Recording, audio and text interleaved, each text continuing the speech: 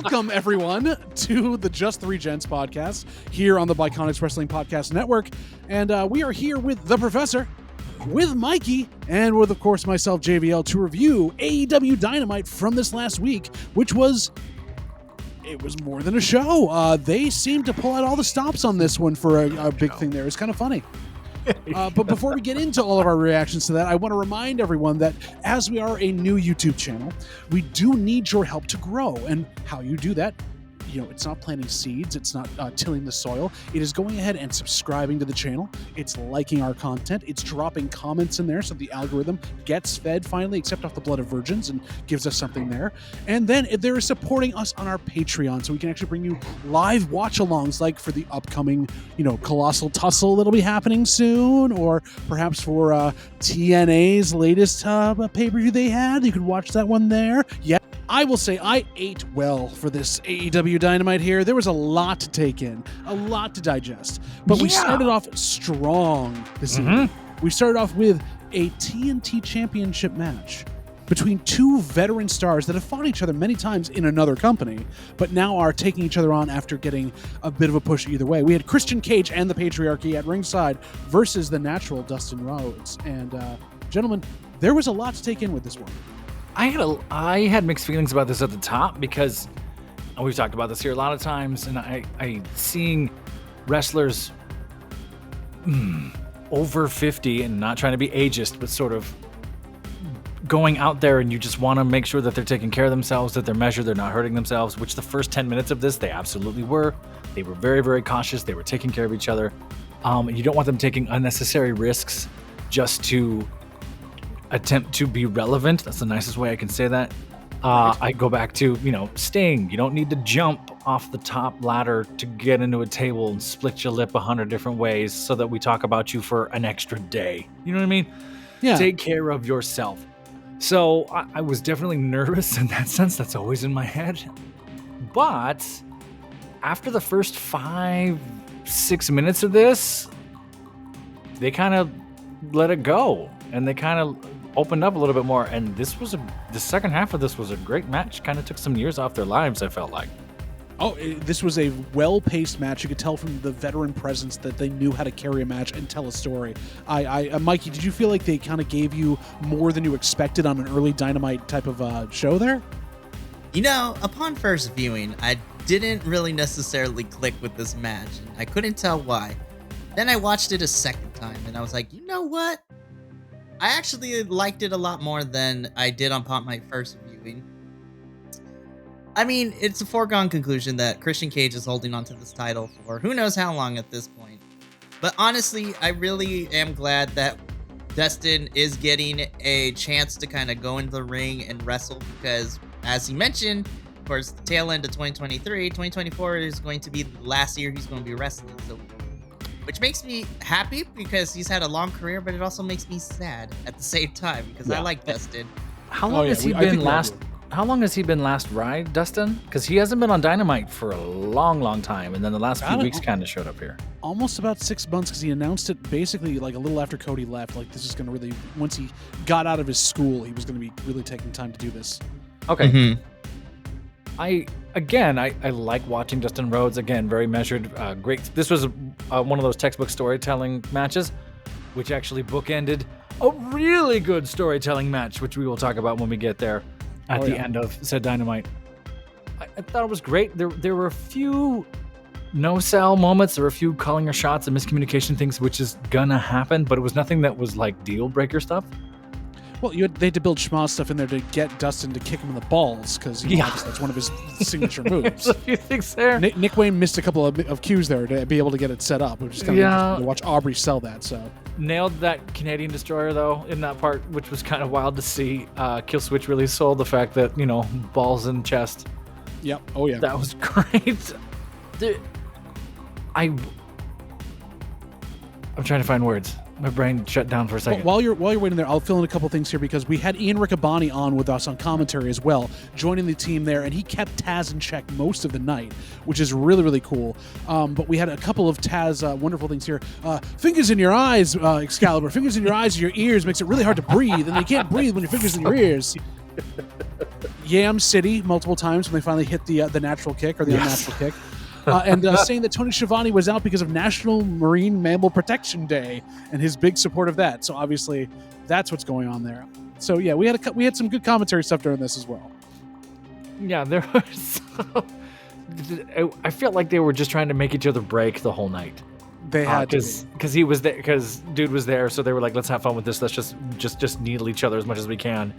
And then when another commentator showed up and we had a table of 4, that's where I think the games were really afoot. I like this match. I think what I was trying to say and be more articulate was I wish I saw this match with these two, with these arcs 10 years ago, and that's kind of a weird thing to say out loud, but there's a part of me, there's something visceral about seeing the way they work now. Not that they never worked that way, but there's a different sense of heart. There's a different sense of it's working smarter, not harder. Yeah, there's a resonance here with the way they're working, beautifully working, which really makes me sad that Dustin, has not been used nearly as much as I would like the last few years, but that's for obvious reasons, and I know he had time off for a little while too. And, he's a 6'4", 6'5" guy, massive, and I'm sure he's got some stuff going on as well. So I hope they give him his due. They made him look super strong, which was great to see. And that I really appreciate, that they were classy. Like, they made him look great. Christian did great work in there. Something I can't remember. Did something happen at the end in the roll-up in the end? Or there was something at the end where I was like, wait, what? No. I didn't write a note on it. I didn't write it down either. I feel like I missed that part of it. Mikey, do you remember anything at that point? But I will say, the finishing sequence was a little weird because, we had the patriarchy distract the ref, which allowed, because Dustin technically had him in a pin and then rolled over and then kicked out of that. And then boom, bada bing, bada boom, Christian hits the final move, and then that's the end of it. I was like, oh, that was kind of abrupt. All right. Yeah, there's some about it that felt a little weird to me. Not miscue weird, just rushed. Wait, what happened? Yeah, exactly. But that's nitpicky. This was fun. I enjoyed watching. Christian picks up the win and continues to be that hold that title there, and hopefully he holds it for as long as possible. Keeps us going until Kill Switch or Luchasaurus wrecks the crap out of him. But we move on from there to our first promo of the night. Now, gentlemen, the promos this evening were, if we called them a mixed bag, it's probably not the best way to describe it. This was odd promo evening, which started with Swerve with Renee here. I don't know how best to describe it other than just like, what? It felt like a ChatGPT assignment, and Mikey, you understand what I mean. Where it's quite literally like, you've just been asked this. You're a professional wrestler, and you like a title. Go.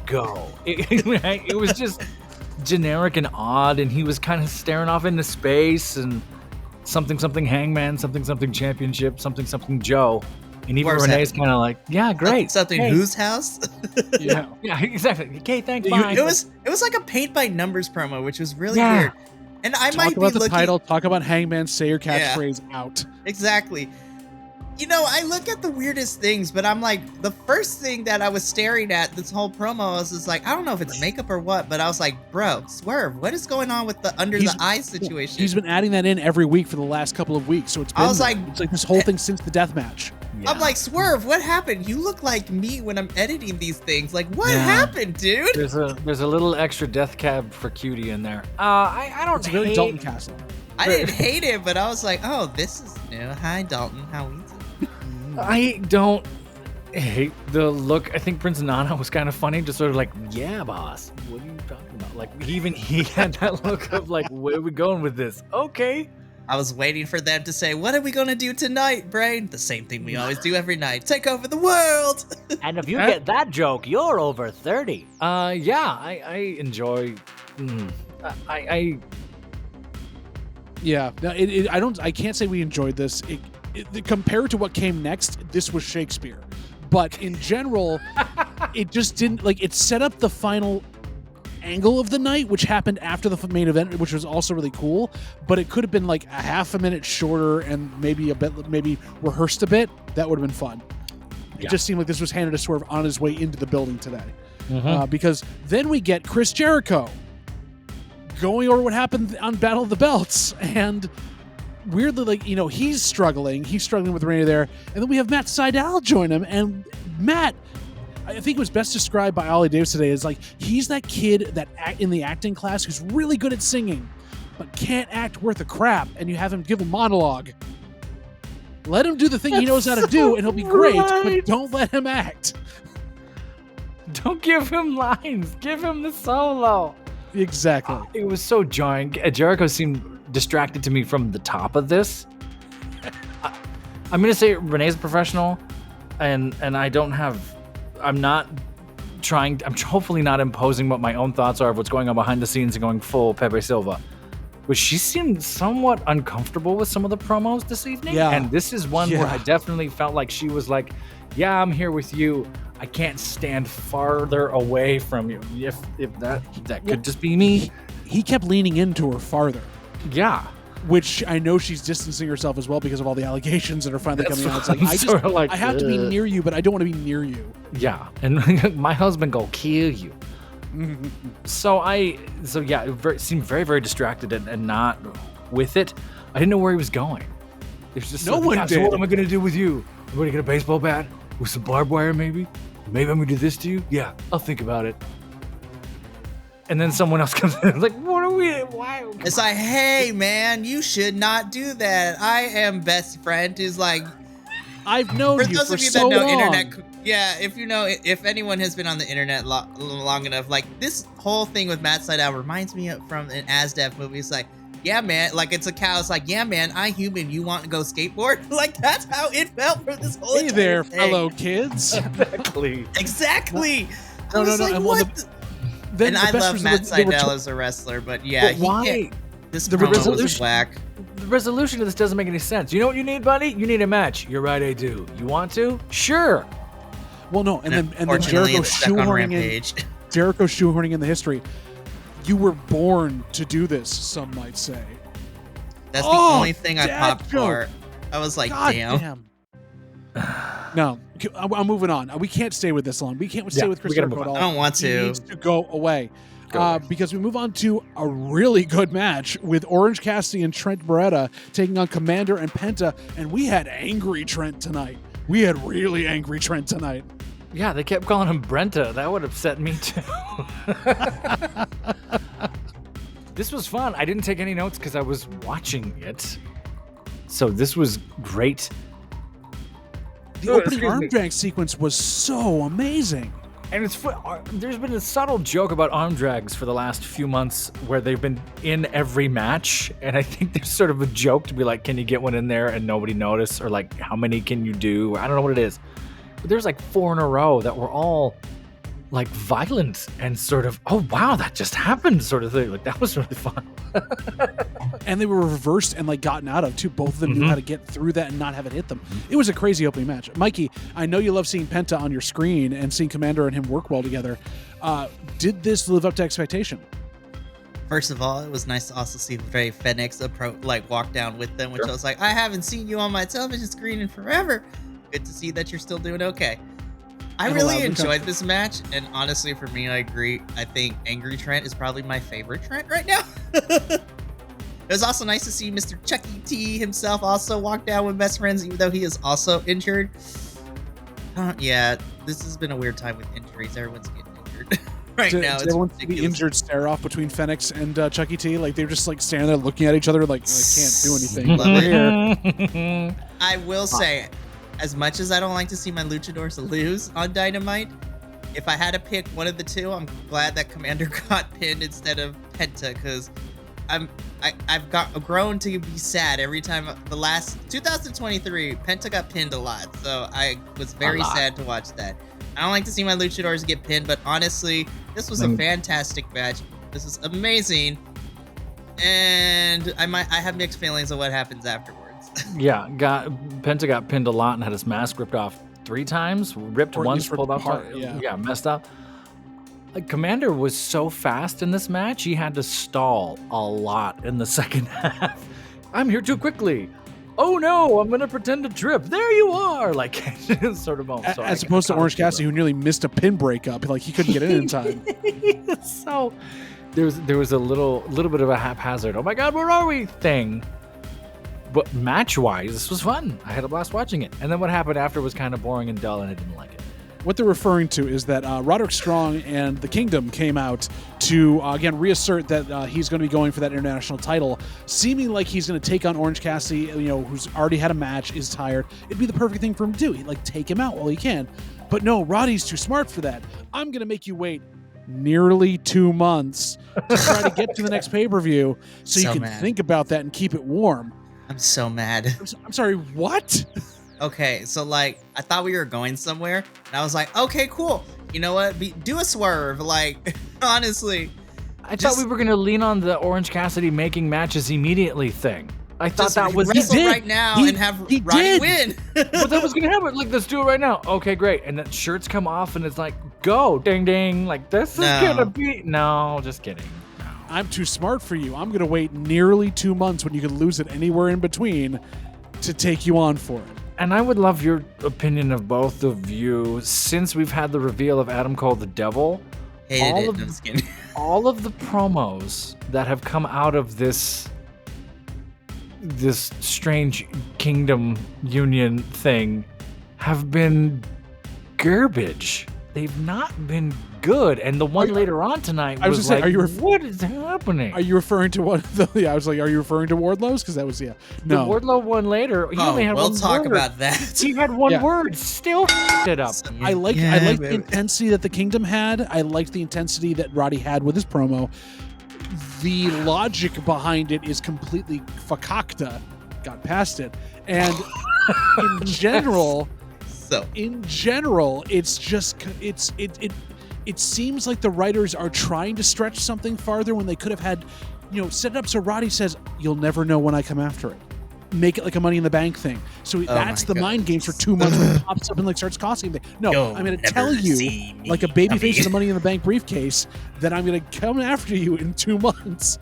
You better hold on to that. Are you going to do the whole thing you did with Max Friedman, where you're going to make him hold on to the title till he gets to you? Or are you going to, I don't get this. Gosh. I hated this so much with every fiber of my being. Reason I hated it so much is because me and Luis covered Battle of the Belts, and they did the exact same crud over there, just with less talking. That one was also weird.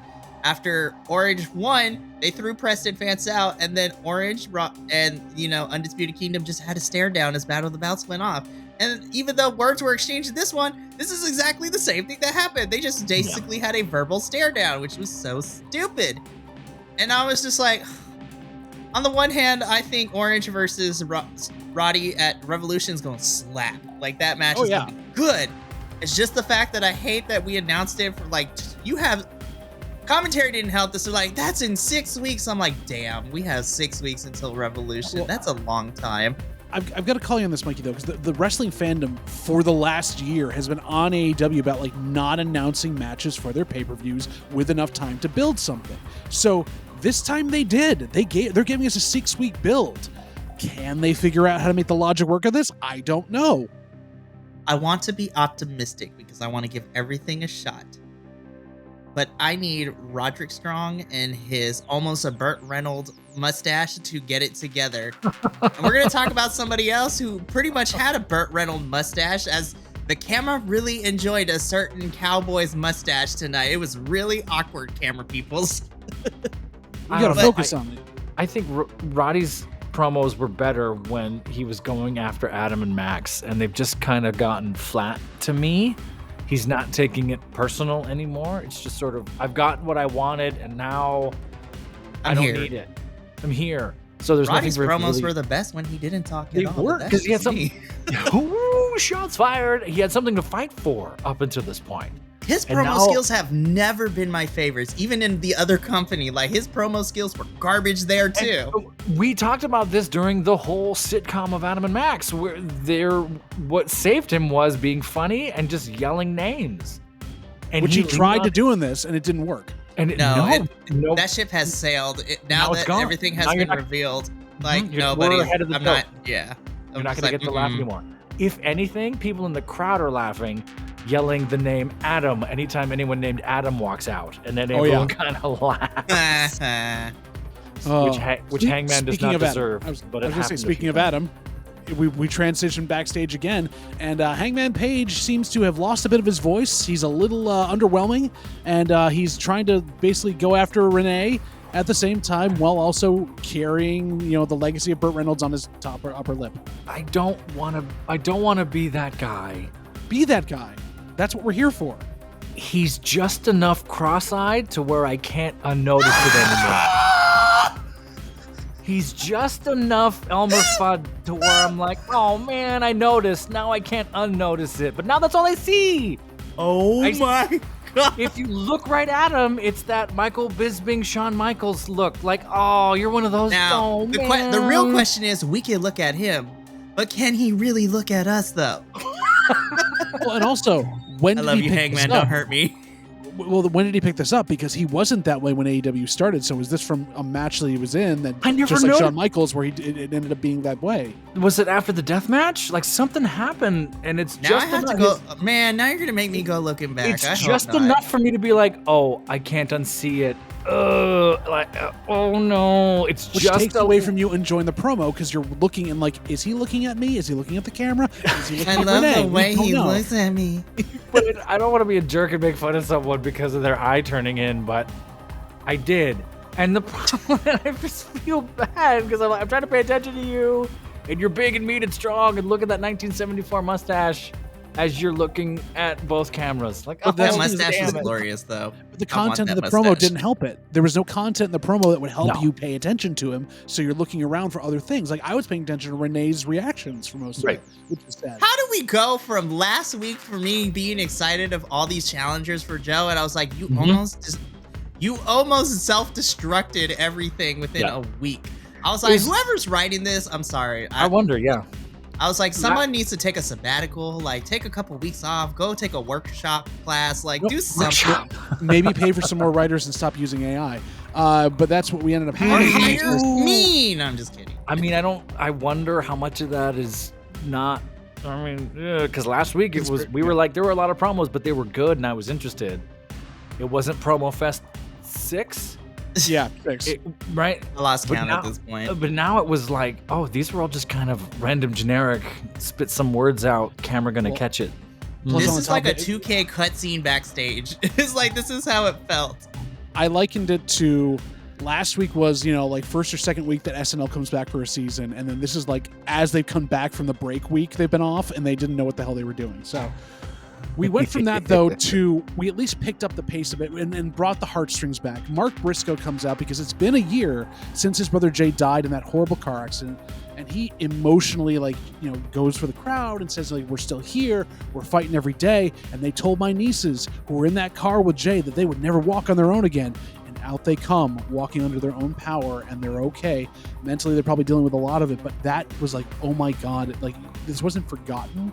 But seeing the progress they've made and how hard they've worked makes me just appreciate all of it more. And the fact that we lost Jay so tragically was terrible. And we went from that into an amazing video package. This was a great kind of little lull intermission for the show to kind of give you that oomph back from the ridiculously weird promos that we just got.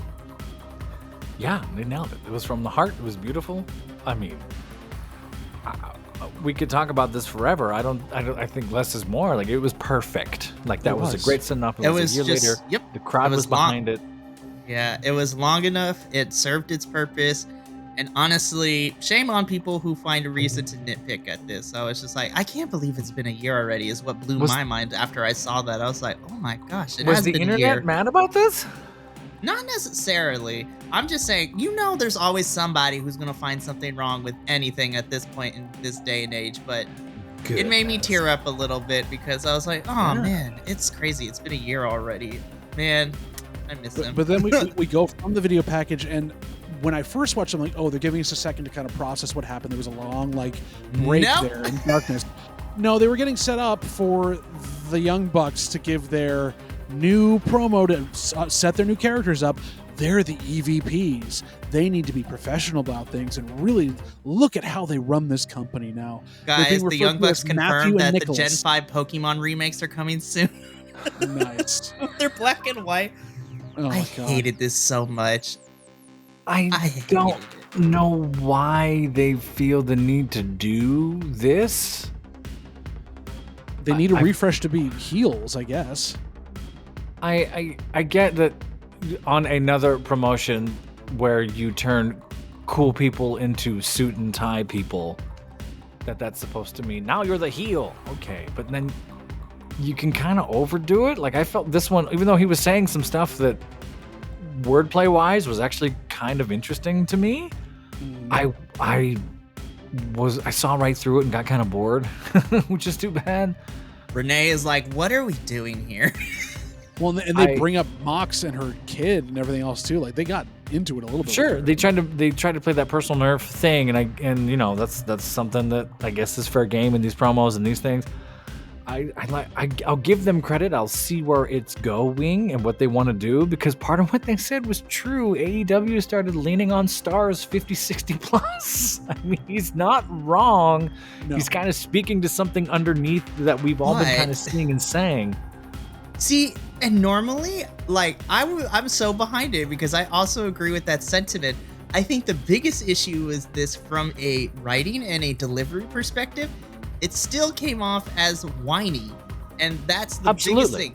And of course, that's going to be their character. I mean, they threw a whole temper tantrum at Full Gear after they lost their tag team title shot to Jericho and Omega. Like, they threw...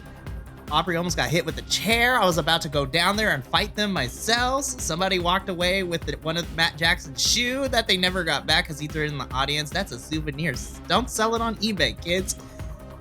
I just felt that there was a better way to structure said delivery and the words that were used in order to get the point across. Maybe have Nick Jackson speak? Yes, I was just like, bro, why is Nick not speaking at all in this? Matt's doing all the talking. Nicholas. So I feel like... Listen, rockers think they can... No, I was kidding. I think their concept is cool to me because there's something meta theater about it. To where I could see that playing out in the world around me. Again, if we're talking actor stuff, it was like you've taken a few classes and now you're, the lead in a Shakespeare, or you're the lead in a major film, and you've only done a few things. This is heavy for them. This is brand new for them. So I credit them for trying something new and taking the risk. Absolutely take the risk and go for it. Sometimes it's going to fall flat. So I'm not. Yeah. I don't. I'm seeing through it because I've seen it so many times, and I'm not saying I like it. I'm kind of meh about it, but I'm willing to see what they can do with it. I'm willing to give them time. We're going to have it. We have 6 weeks till the pay-per-view. They have time to kind of do this. We'll see what happens with it. Just as we were given time in the next match, which literally stole the show for me. Your segues was my match of the night. Your segues are great, JBL. Keep going. Thank you. Tell Jesse that. Anyways, we had the Bang Bang Gang of Bullet Club Gold taking on the Mogul Embassy for the ROH Trios Championship. Now, they have new theme as an music? ROH, yes, they had new theme music, and it wasn't the 50 Cent, but it was kind of a knockoff of it, which is kind of cool. And their entrance was a little bit longer. I will set this up early. I'm an ROH stan, obviously. I watch ROH, I review it. I'm one of the few people left that does that on the internet, although more people should be watching it. And we have talked about multiple times about putting ROH titles on AEW television to be defended as props or whatever else it is given to AEW wrestlers. I am against it in principle. Always against it. I want them down, defended on my show that I actually watch. This match took them off people that hadn't been defending them anyways on that television show and gave them to somebody who's not going to be a prop with it, but it is going to set up a storyline both in AEW and ROH that could be amazing with some backstory to it. I think this was the right move to pull. Yeah. What do you gentlemen? I'm kind of jealous that ROH gets to say suck my all they want, and then I think forgot. They came up to AEW and forgot they can't, so I was laughing watching that get bleeped quickly. Which was great. Someone said something else at a moment, and I was like, ooh, that's another dirty word. Look at you. Because, that's just their style. I thought this was a lot of fun. I could watch Jay chop someone all day. My God, the blood vessels broken on everyone were just... Ew. Oh, my gosh. I'm still a Brian Cage stan because I live in his hometown, and he's a legend out here. So I thought this was a lot of fun. I like matches that are fun and just enough goofy to keep me interested. There was a great I'm calling it a 3D because that's what I was raised on, and that's what I'm going to call it. About near the end of this, I was like, that was beautiful. So the throwbacks of those things. This was great. I'm not a huge trios guy. I've seen it work well. I've seen it be a total cluster bleep. Like I go back and forth on when it works and when it doesn't for me. So I was sort of like, trios, okay, please don't suck. But this is fun. I enjoyed this one a lot. First of all, you're fired. How dare you not like trios? No, I'm just kidding. I know, that is all we talk about is trios. I don't see. Here's the thing, though. I can unpack that. Me and you have been trained with WWE trios, which never goes well for anybody. Never, ever has. But never. ROH and AEW trios, for the most part, do very, very well to a certain degree. Especially when you have the likes of the Guns and Jay White together as it. And also now they fired Cardboard Jay, and now it is Rock Hard Juice Robinson cardboard version, which is great. So good. So good, but I am going to echo what you said, JVL, in the sense that normally I don't like putting ROH titles on non-ROH individuals, especially since we don't get those things defended in ROH. But then I'm like, but it's Jay White though. So I was just...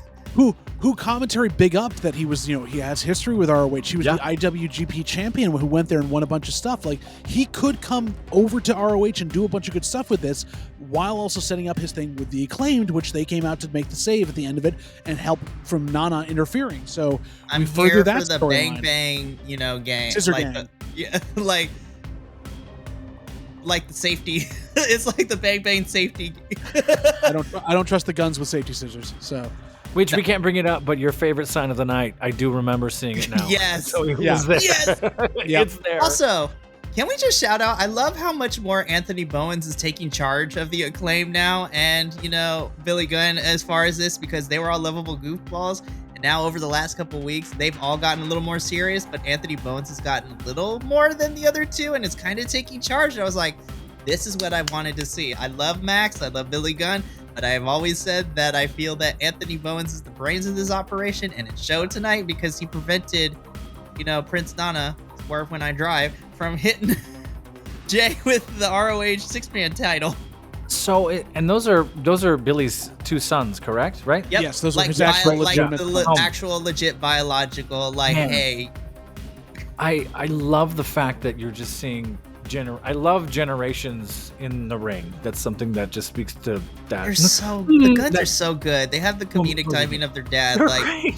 What was it? Austin was in the middle of it. Like, he did the Nana dance and then he got clocked for it, which was funny to watch. And then Nana got in the apron and did it in his face. Like, that's what you get for taunting me. But then he had to take, I don't know what it was. He had to take to the camera at one point, which was perfect attitude era. Something happened and he just looked right at the camera. Like, that was great. That is one of the things I've loved about the Guns. Like, so that's what they do very well. It's like, your dad taught you that. They're so good.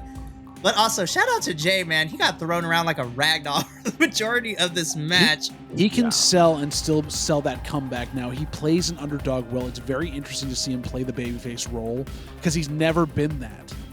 But he seems to take to it a bit more, which is amazing for a cocky heel. Yeah. I'm here for a quasi babyface Jay White, even if he's going to continue to be cocky, because I want to... Listen, I'm excited for this Acclaimed and Bullet Club Gold to take over the world. It's going to be so good. And then tear each other apart afterwards, which will be a lot of fun. I'm pretty sure my son has kids telling him that wrestling's fake, so they were talking. How dare my son was like, this is fake. And I went, yeah, no, it's theater. That's real. And this happened to be on as Jay was going ridiculous on his name just escaped me. You see I was all on those? Bishop Vaughn. Yes, thank you. Just rocking him. And I was like, see those, Riley? He's like, yeah. Like, those are real. That's really happening. It's scripted. And you just see his face kind of glaze like, yeah, that would hurt, huh? Yeah, that's pure pain. Yeah. You see him plotting his revenge on those kids now. I'm just kidding. Seriously. Oh, I can't punch you, but I'm going to chop the hell out of you. So if I get a call that my son starts chopping children, that's going to be... excuse me, Professor. We had to call you in today. Your son was chopping a bunch of kids on the playground and yelling, woo, every time he did it. So, bare hand or knife? Bare hand. That's fine. Oh, was he in trouble, you mean? Oh, sorry. Yeah, overhand. It was Big Show style. Bam. And this We is then where he go dies. from well, no. Someone who probably almost died in this was Wardlow inside. Listen to Adam Cole set up in this next promo what's going to happen, and then Wardlow, like you could see, he was so dead behind the eyes. Like, what am I doing here? Him This is and the Ricky worst Starks Adam are Cole ready promo. to check out. They're like, the vacation is over. They just want to make it to the end of their timeshare. They want to check out, and then they want to go on their separate ways. So I was just like, Take like a Tu Wong Fu type road trip with Powerhouse Hobbs all the way out. Tu Wong Fu. I'm like a compass pointing north. Hi. Go check that movie out, by the way. If you don't know, please go see that movie. What are we talking about? Oh, Wardlow, Dead Eyes. Again, all of Welcome these. into the Back Parade was playing in his head. Yes, exactly. Just the C note though. And then also Sorry, he's playing the chorus too. We'll carry on. And he's the voice tried to crack. sing "Boom" in the right key and missed it. He's like, "Boom." I wonder how many takes they did that, and he messed up boom, so they had to redo the whole thing. I wonder if that was. I wonder if that was. If that was take Move. 15. Darn it. That's Quack. That's not even the right word. That's why Wardlow goes boom, and Adam Cole finally smiles like, finally. It was such a strange promo. And again, okay, since Adam Cole has revealed himself as the devil, all these promos have gone straight to hell because there's no fighting for anymore, and these are ChatGPT promos. And again, you can tell Adam Cole's just lying through his teeth, like Wardlow's going to be great, and we're going to use Wardlow, and Wardlow They're has not all gonna these let faults. him. Don't lie to Well, me. no, that's the thing is, we know it's not. And poor Adam Cole's sitting there like, you're never going to get a push, but you're with us, so I'm going to say these things and because you're with me for some reason. I'm gonna gaslight you and hype you up like you're not gonna go anywhere, just like a bunch of other people that we've seen in this company. Can we please just make a stable of like Luchasaurus, Wardlow, Powerhouse Hobbs, all these gaslit big guys that just are completely misused and they just wreck house? Hey, listen, TK, if you are listening to this, which my sources tell me you might be, who knows? I can't really confirm that. But He's our anywho, first Patreon person. oh my gosh, that'd be great. If you are listening to this, trust me, if you need a group of individuals to help you run this stable, you got the three of us. Like, we will go in and we will be the mouthpieces for our big boys that we love that are getting gaslit. We are college educated. We are college educated. Jamie, I'm like, you took a class, you're fine. Also, it's just, Hobbs, Luchasaurus, and Wardlow. I'm just like, yes, that is all. And I get it. Not to go full tangent because I'm not the one editing this, so that's not fair. What I will say is other promotions have kind of ruined the idea of let's just get big men slapping man meat and run with it. So I can see the downside of that too. Is to be like, let's give you no storylines. Let's just get meat out there on the screen and then call it a night. So I get it. However, you got talent here. Frickin' use them. You have. Right. 1, 2, 3, 4, 5 shows? Like, you got a lot of shows that you could be plugging people into. You also have 40 women on the roster, and you still have one match for Dynamite. We'll talk about that. No. It's literally, I'm glad you brought that up because we're literally moving on to the contractually obligated women's segment of the We only get show. one. We only get one, but my God, was this one.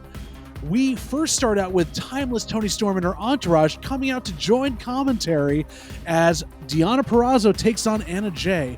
First off, Anna Jay being fed to every new person that comes into this company. And like, you thought that she'd get a push after the Brody King. No, not even, like the Brody Lee thing. She is now getting buried again. But oh my God. That's tough. Can we have Toni Storm on commentary for most of a night in this character? Yes. Please. She comes down, she gets set up, she says she's been to Jamaica and has Jamaican chocolate to give out to everyone. So good. She wants to give it to her new friends. She and her favorite commentary team, the Tasmaniac, Mask Man, and Mr. Tony Schiavone, who was not there. It was Ian Riccaboni, but Ian played it up because he was getting attention. Shout out to Ian. He just knows how to roll with it. That's why I said funny. him and Caprice have bantered back so much for so long. They know how to work with anybody, and I was just like, let's get Ian and Caprice on all of these main AEW shows because they need the injection of the new. Well, and also what I noticed from this, because she was there, commentary wasn't crapping on the women's match like it usually does. They were invested. They were really going far with it. That in a heartbeat. Tony going, yes. Donna Palazzo is obviously from New Jersey. There's definite mob connections there. I don't think we can make that assumption, and everyone kind of goes, wow. So good. How did you guys seen her husband? Yeah, I know. Did you enjoy this match though? Oh, this was fun, and commentary made it so much better. Didn't take it away. There were lines in there. The lines were in between the action. We weren't over things. There was an arm drag joke in there, which was hysterical. She dropped that footsie joke on Ian while he was eating, which I think was part of the joke. Where it's like, I don't know what you're doing with your feet on the table. Whatever you're doing, do it harder. You hear that's Taz, and then Ian also was like, because he's choking on the chocolate. I had to pause because I was just man. can we get Tony and Ian just every single week? I don't care on what capacity we get. Make it digital shorts. Put it on the Instagram. Like I would. Tony Schiavone, you look so much better, younger, fitter, less earring. I thought Anna Jay actually had some great spots in the middle here. These two worked really well together. The matches, again, I don't take notes on matches that I'm engaged in and working. I took no notes. I was like, this is fun. I rewatched it for this tonight. I still didn't take any notes, which was dumb. I should have, but it was fun. I love getting used to Piazza's work. Piazza's. Dianna Parazzo. Thank you. Sorry, Dianna Palazzo. Donna Palazzo. I think that's what threw me off. Oh no, because wait, the part of me went Donna. Oh yeah, Donna Palazzo. I'm very bad with names, right? I had 160 students last semester. I have 170 this one. I can't remember names to save my life. So neither can Tony Storm. Anyhow, it's endearing. If you're hot, it's endearing. If you're an old white guy, it's kind of dumb. It was also hot. Who knows? I'm forgetful. Gorgeous. No, but and also Deonna like really proved her mat awareness and really like took it to Anna Jay that way. Her finisher with the Venus de Milo is crazy hard to get out of. Yeah. A lot of fun there, and it was just it really set up a lot of things and set Deonna up for so much more. Going into a promo battle. This was the promo that worked on the night. The two of them together afterwards, where Deonna spilling the tea like, we've known each other for a while. I know you, Tony Storm. And I was going to ask that. Do they have? I don't know any of the history. I know they knew each other Mikey, vaguely. Would you care to expound? And Mikey. Hi, as your women's wrestling reporter. I was kidding. Right. So I'll get to that in a sec. I want to give my quick thoughts. I think this is the best Anna Jay has looked in the last couple of months now that she's actually being given time for me. And I feel that her style matches up so well with Deanna's more submission-based style of wrestling. Also, shout out to my homegirl Deonna. She's getting the recognition and love that I feel like she deserves, given the fact this wasn't a 4.5 minute. It's over. This ran 10, 11, 12. Like this was great. Well, I mean, TK was actually smart for once with the women's division because you cannot give Deonna less than 8 minutes. Like, that is the bare minimum. But you should give her a 20-minute match and she'll show you how, she could go. But I love Deonna. I'm finally happy to see other people get to, see it since most people don't watch indie federations. But yeah, Deonna and Tony have had a lot of run-ins on the independent scene. Okay. A lot. It's like two ships passing in the night. They have fought each other, but this was way before both of them at separate times ended up with the other company, Tony being in the UK version of it, and then Deonna's story always amazes me. She got signed to the company, and then a certain geriatric man thought that she wasn't good enough, got let go, went to the indie promotion known as Impact Wrestling, held that down during the pandemic. But yeah, we've got them back now, and now they're having a tete-a-tete, bringing up old business, which is even more fun, and Tony completely disavowing that it ever happened. She is so delusional. I love it. The delusion is real. And the fact that she starts off on the microphone, and at first, like, she puts her leg over Luther, I'm like, oh, what is happening? I'm like, oh my. But It was like, and then we get through all that stuff. She gets up on Luther, and then she throws to commercial better than the guys in the booth and says, "I'm going to sock you in the box," and throws her shoe at her. Deonna catches it too. She's like, hold up.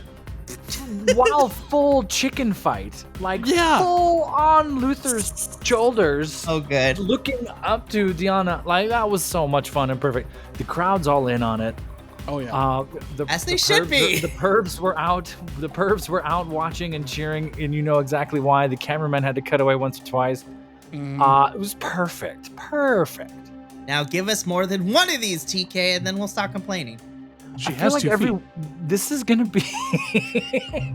I think it's gonna happen every week. I think Tony, as much as we dislike the Tony Khan's not all stupid. Like he knows what's getting the clicks, and you know if it's every women's match, is Tony at the commentary?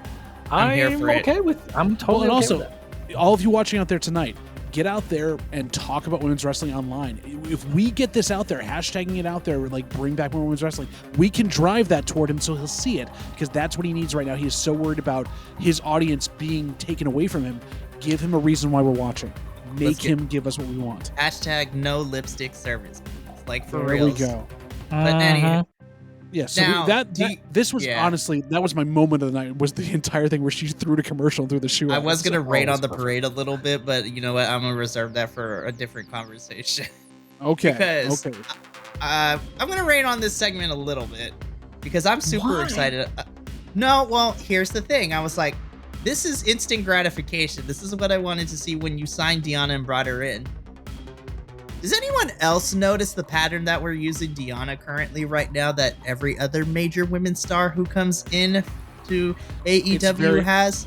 Very Taya Valkyrie. It's very Taya Valkyrie. It's very Chris Statlander when she rebranded herself. It's very Serena D before, she spoke the truth and got taken off the television. But Saraya. So here's the thing. And you know what? I think this eventual match between Tony and Deonna is going to be great. Deonna's going to lose, and then she's going to get thrown over to Rampage. That's exactly what the booking philosophy of TK has been with every new big women's star. And this is what I was afraid of. You're going to hotshot Deonna to face for the AEW championship, and she's going to lose. And then we're like, oh, we had nothing planned after this. Let's just throw her on a couple matches on Rampage. If you want to see what I'm talking about, look no further than our former 3-time AEW Women's Champion, Hikaru Shida, who is having baller matches on Rampage. She's on Rampage, just like Ruby Soho, and some other great women's talent that deserve better. But that's neither here nor there. Not yet. We'll have to watch out and see if that happens. But we transition from that thing, and you're very right, Mikey, over to a high-flying match between Private Party and Top Flight, which ended in a kind of dusty look. Ooh, was it planned? Was it not? Was oh my God, is that Private Party? Well, then their new thing starts off like, can I get an yeah? I love stupidity like that. Can I be honest? I kind of like this feud between Top Flight and Private Party. I want to see them fight more. I really, really do. I was okay with this match. I'm happy to see everyone who's been injured come back. Right? For sure, right? Dante and Mark Quin. Mark Quin was messed up, right? Very much. So that I think there were a few moments in here where it was definitely, I don't want to say ring rust because that's not what I mean, and that means different things in every sport and whatever else. But there was hey, get used to this live and calling your shots in a tag where it's fluid and flowing and whatnot. So there were a few moments in the beginning where no botches, but stuff was missed and stuff was a little here and there. There was that strange ankle rollover thing in the middle there, and the commentary had to cover like he's going for his ankle, I think, and then like little things like that for there. The high flying was gorgeous once they got their breath under them, to use the acting term. Dude was fearless coming back, did 4 dives in a row, which was really fun to see. Just boom, I'm gonna go here, I'm gonna go here, I'm gonna go here. Cool. I think as the weeks go on, they're gonna get their confidence back. I'm not saying they're not confident, but they're just gonna get those reps in, and they're gonna be more and more. I could see it there. We talked about this last week. I don't know a lot about him because I started covering the Dynamite quite literally 1 year ago today. It's been 1 year since I saw the Dynamite at the Cow Palace and started reviewing it here on the Bi-conic. So, and they got injured 3 weeks before I started. So, and then you left us for a while. So I mean, that's really. And then things happen, and I disappear, and I reappear, kind of like a Brigadoon. No, but it was fun. It was a good match. I do agree that this rivalry is fun, and they're also young, so I think this is going to be years of wherever this is going. Yeah. Again, I didn't take notes because I was watching the thing. Mikey, did this give you an oh yeah? I want to give this I give this 3 oh yeahs out of. I love that they're including that in Private Party's entrance now. It's like, for full access, can I get a oh yeah? I love the crowd is gonna be so behind it. You have no idea how much serotonin I get from hearing, oh my god, is that Private Party? Like, and then yelling shots. So, yeah. Listen, now that we're back to Private Party, what I'm hoping is I was like, are we back to Isaiah Cassidy screaming anytime he gets thrown really high? I hope so, because that is the best thing that ever came out of that. It was so good, but I thought the action was pretty fun. It was just a fun match, and I feel like that's what AEW has been missing for the last couple of months or so, is just that it's felt less fun, and they were trying to be like, oh my gosh, let's be over the top dramatic. I was like, sometimes you just need some fun matches. I was like, there's not any real stakes in this. I love but it's for the love of it. It's for the love of it. I was like, these are 4 guys who love what they do, and as Professor, you pointed out, Dante and Mark Quin have been out with injuries, and so now they're back in the ring. Now, obviously, Dante has been wrestling a little bit more since he came back a little bit, earlier. But it was just fun to watch them all. And listen, I've been a big fan of Private Party since the beginning of the AEW days, and it's really nice to see them. And then they mentioned it's like, yeah, December of 2022 was the last time Private Party were in the same ring as a tag team wrestling. I'm like, damn. I was like, that's how long Mark Quin has been out with his shoulder injury. Like, it is no joke. And it gave him enough time to figure out that he can sort of sell a dusty finish to look like it's not a dusty finish, and maybe make us believe there could be something going on here. I appreciated the fact that Top Flight actually got PO'd and was confronting the ref and confronted Private Party about it. And then then I was like, cameraman, like, I had totally got to get it. I was like, so Private Party's supposed to be heels in this. But then you see how much the little kids love Private Party. I was like, you can't hate Private Party. I love Private Party, even though they're supposed to be heels. They were the heels in this. Really? All right. I didn't catch that, really. I wasn't. This just seemed like, let's go have a match. I didn't think they went full heel face on this one. It was the turn to set that up, because they are definitely turning them back to, because Private Party had been heels before Mark Quin got injured. So, but everyone's happy when they show up. I know. Go figure. It's like the same thing. Listen, not to go on a tangent, but like in another company, you have a certain women's champion who is definitely a heel. She can also step on me if she'd like, but everyone loves her. Everyone loves her. You cannot hate on Miss Rhea Ripley too. Like, it's the same effect. You're going outside the company. Tony Storm is the same thing too. She's a heel. Exactly. You're supposed to not like her because she's like this very over dramatic heel, but everyone loves her, and she's going to be selling that merch. Finally, with no commercial interruption, our main event, Hook versus Samoa Joe. And this match was given that big fight feel. It was given that kind of pay-per-view kind of level of stuff. And my God, man, it lived up to it. These two told a really interesting, fast story. So I've watched, 18 days into the new year? This is now on my list of matches to rewatch by the end of the year, and we're 18 days in. Yeah, I thought this was incredible. I've liked Hook. I loved Hook and back when it was Hook and Jungle Boy, like that whole thing, which we kind of forgot about since Hookhausen is also where it's at for me. Sure, Hook and Danhausen, right? Yes. So back when there was that Jack Perry match and that thing, I we saw a lot of Hook there, and it's like, okay, cool, all right, I'm seeing you grow, I'm seeing you do more stuff. This was incredible to me. The storytelling was there. Hook goes for that T-bone suplex 3 times, gets it on the 3rd one after being destroyed. Samoa Joe takes care of him, doing some brutal moves, gets him on the apron, gets him into the table. Oh God, those are so terrible. When Taz has a reason to speak, Taz is really good. It's just Taz doesn't always have a reason to speak, and it comes out as strange gibberish. But when it's Hook, and he's talking about the match that Hook is in, he was dialed in. And he even sold some of the, I'm worried about my son, I'm worried about this, he's not going to quit, he's not going to that. I kind of liked that from Taz in this. That added to this story we were telling. He did. He also lied. Because he's like, I got to take my headset off after they did the thing on the announce table. And they cut back across, and he's got it on, standing there watching the monitor. I'm like, dude. Yeah. Sell the bit.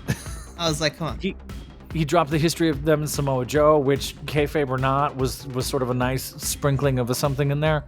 I thought that was great. Those body shots he's throwing on Joe. Joe probably doesn't feel them, but he's putting some Augusto on them for sure. Mm-hmm. Those lariats he throws, he's throwing them with everything he has, probably because he's 90 pounds and he has to because it's Samoa Joe. This was incredible to me. Like we talked about for our matches at the end of the year thing, and one of my matches was not from a pay-per-view or a premium live event. It was the Adam Cole MJF 30-minute DQ, and this one's on my list now. Like, that was wild. I had a lot of fun watching that. The kick out from the Muscle Buster at 1. I was like, that is disrespectful, but I loved it. But this is it. It's over. There's no way he kicks up a 1. Oh, yeah. I love a good metaphorical middle finger when you kick out at 1. It's so good. And it should be used very sparingly like it was here.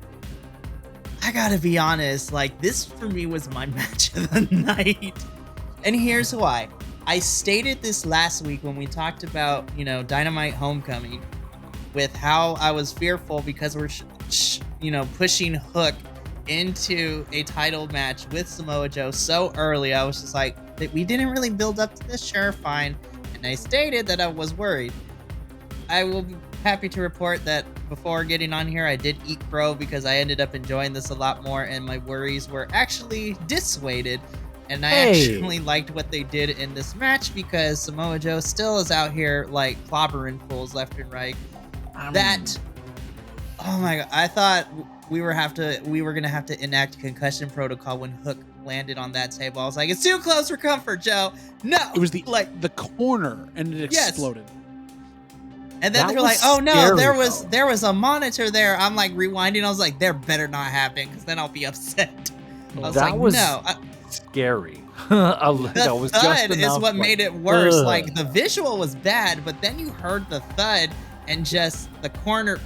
I was like, oh no. That was bad.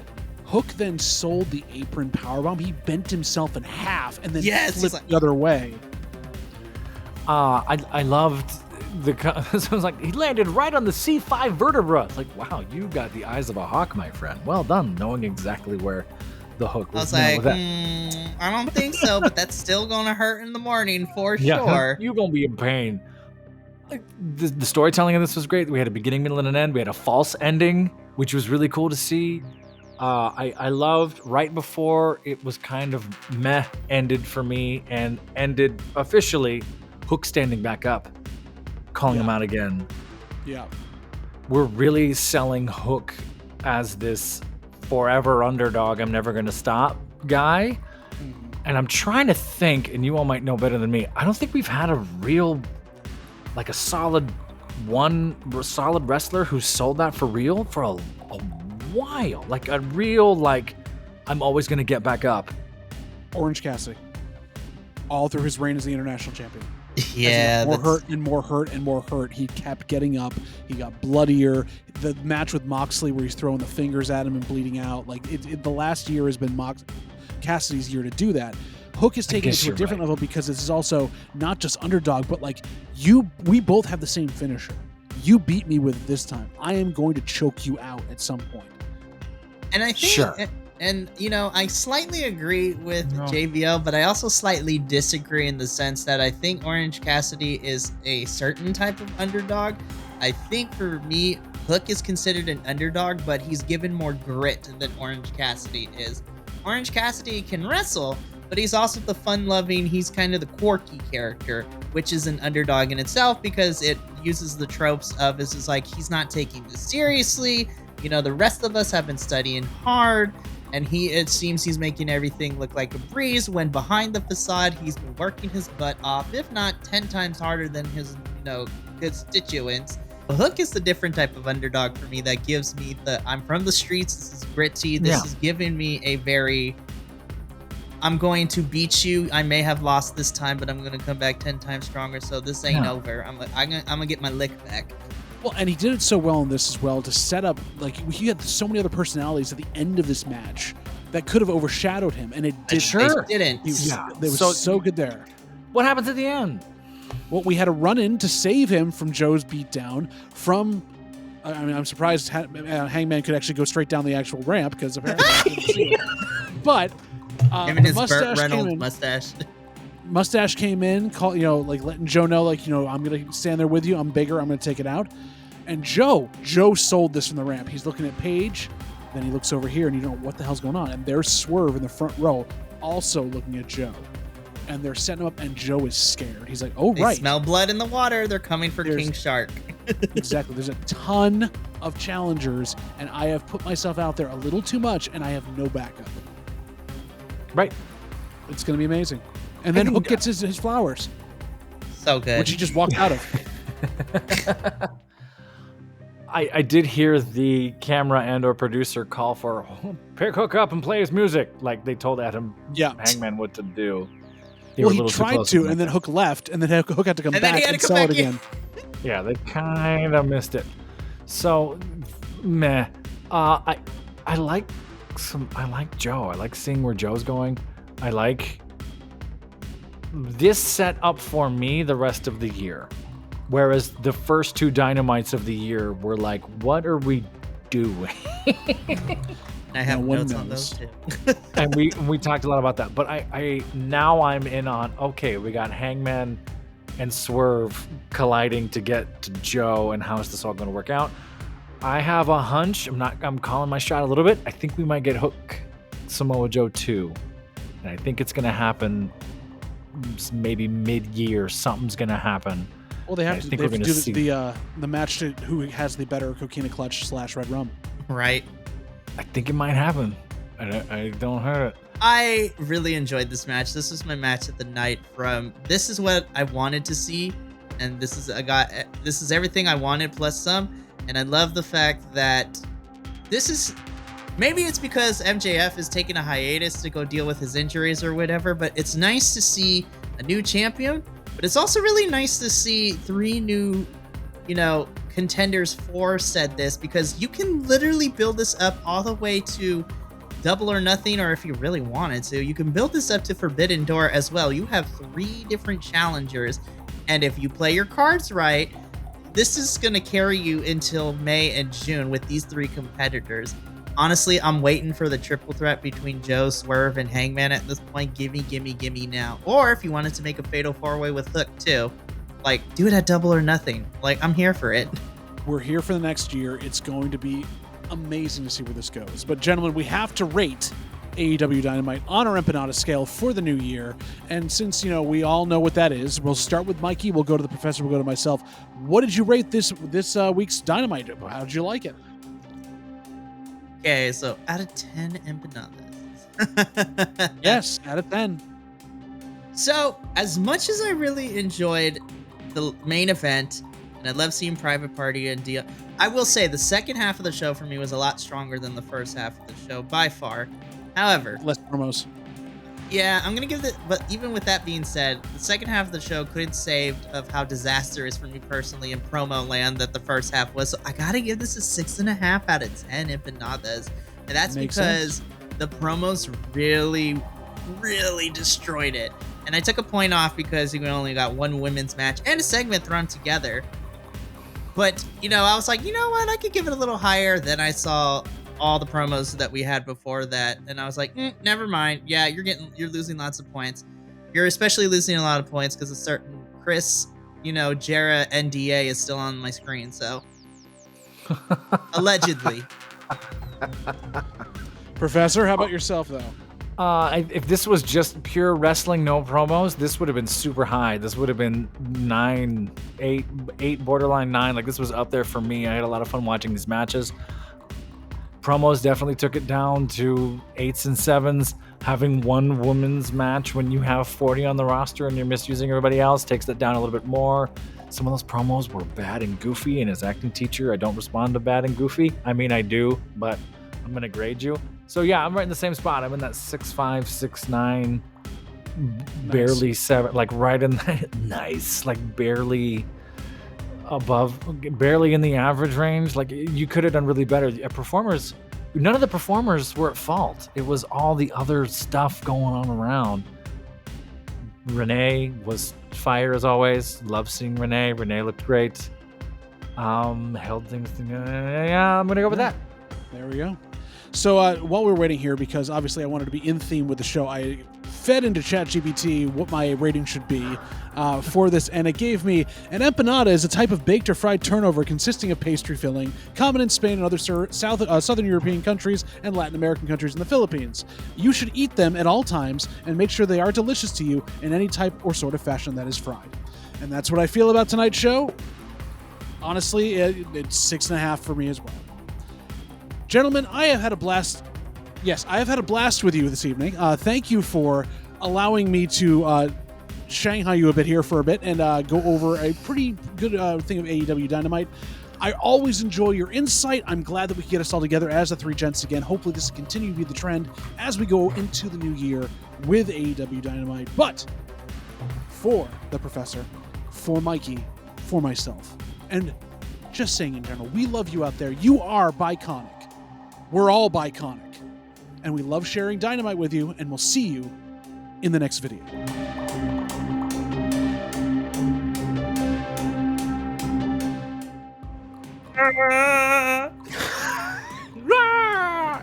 Yeah. It's the Bi-conic show with It's time to review the Dynamite. We're going to get totally coded for that. We're going to get a couple of strikes if we keep saying that.